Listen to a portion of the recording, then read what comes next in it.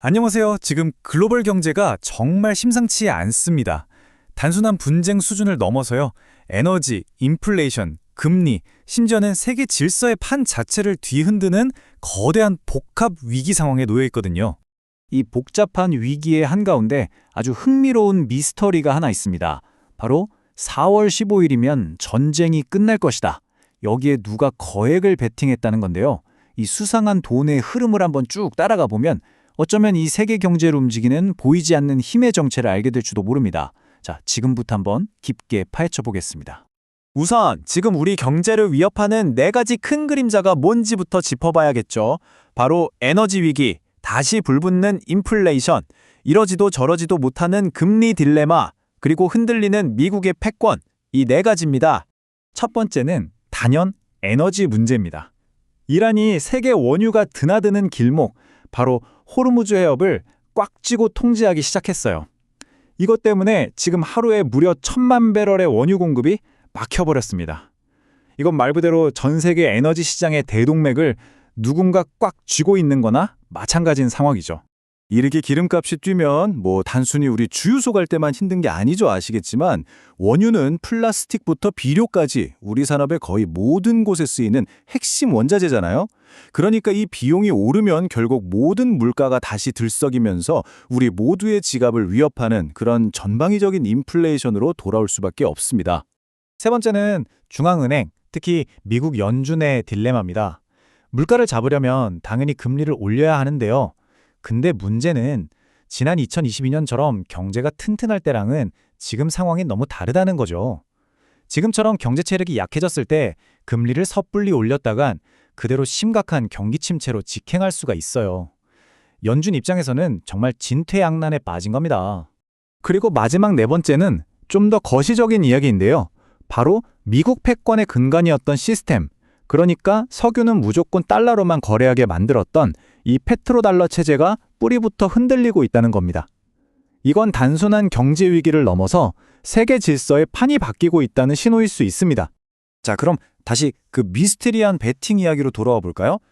이 돈의 흐름을 보면 방금 말씀드린 이 거대한 경제적 긴장감이 현실 세계에서 얼마나 아슬아슬하게 작동하고 있는지 아주 생생하게 느낄 수 있거든요. 정말 영화 같은 일인데요. 트럼프 대통령이 이란 공격을 연기하겠다고 발표하기 딱 몇 시간 전에 폴리마켓이라는 예측 사이트에 아주 기묘한 베팅들이 쏟아집니다. 4월 15일까지는 휴전한다. 여기에 무려 16만 달러, 우리 돈으로 2억 원이 넘는 돈이 한꺼번에 걸린 거죠. 당연히 시장은 발칵 뒤집혔죠. 왜냐하면 이 베팅을 한 계정 중 하나가 예전에도 이란 공격 시점을 기가 막히게 맞춰서 엄청난 돈을 번 적이 있었거든요.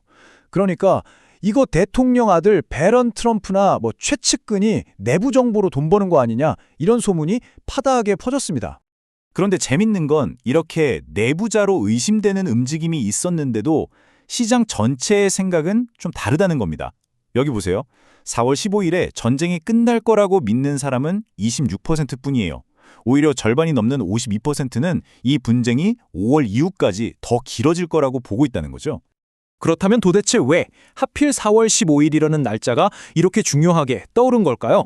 그 답을 찾으려면 지금 글로벌 경제의 모든 것을 쥐고 흔드는 단 하나의 지표, 바로 국채금리를 봐야만 합니다. 이건 완전 도미노 게임 같은 겁니다. 중동 분쟁이 유가 쇼크를 일으키고 이게 인플레이션에 다시 불을 붙이죠. 그럼 연준은 금리를 올려야 하는데 올리자니 경제가 무너질 것 같고 정말 이러지도 저러지도 못하는 막다른 길로 몰리는 구조인 겁니다. 그리고 지금 월스트리트가 그야말로 숨죽여서 지켜보는 단 하나의 숫자가 있습니다. 바로 미국 10년물 국채 금리. 시장에서는 이 4.5%를 거의 생명선, 마지노선으로 보고 있습니다. 이게 왜 그렇게 중요하냐면요. 만약 국채 금리가 이 4.5%라는 선을 넘어서 막 치솟기 시작하면 모든 자산 가격을 계산하는 기준점 자체가 흔들려 버립니다.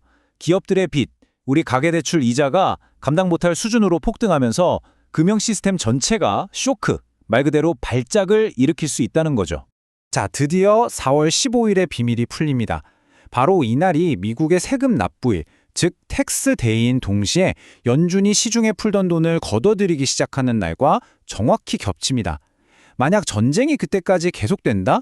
그럼 시장의 돈이 싹 마르면서 최악의 유동성 위기가 터질 수 있는 그야말로 완벽한 폭풍 전야의 조건이 만들어지는 겁니다.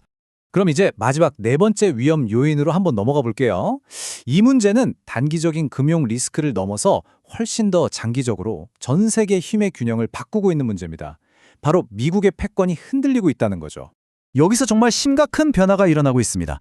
2차 세계대전 이후에 석유는 오직 미국 달러로만 사야 한다는 규칙, 이 페트로달러 시스템이 있었기에 미국이 기축통화국의 지위를 누려온 거거든요. 근데 지금 이란이 호르무즈 해협을 지나는 배들에게 통행료를 달러가 아니라 중국 위안화로 내라고 요구하고 있습니다.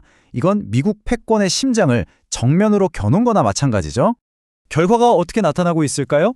미국의 오랜 친구였던 중동 동맹국들이 더 이상 미국만 믿고 있을 순 없다고 생각하기 시작한 겁니다.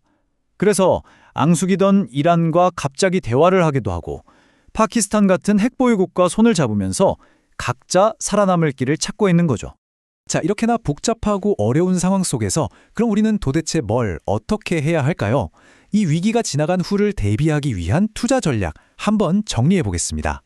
전문가들은 하나같이 말합니다. 이런 단기적인 지정학적 이슈에 흔들리지 말고 기업의 본질적인 가치, 즉 펀더멘털에 집중해야 한다고요. 튼튼한 반도체 빅사이클은 여전히 유효하고요. 또 고유가 시대가 새로운 표준이 된다면 에너지 관련 산업이나 화학주들이 수혜를 볼 수 있겠죠. 그리고 정부가 추진하는 밸류업 프로그램과 맞물려서 저평가된 가치주들도 다시 한번 기회를 잡을 수 있습니다. 하지만 이 모든 것보다도 더 중요한 게 있습니다. 딱 하나만 기억해야 한다면 바로 이겁니다. 미국의 국채 금리가 어디로 움직이는지. 결국 이 금리가 안정되어야만 다른 모든 시장도 회복할 힘을 얻을 수 있습니다. 그야말로 모든 것의 열쇠죠.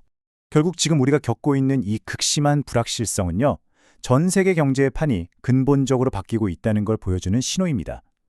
그리고 이런 변화의 시기는 언제나 엄청난 위기인 동시에 누군가에게는 정말 엄청난 기회를 가져다 주기도 하죠. 위기가 지나간 후 여러분은 어디에 서 계실 건가요?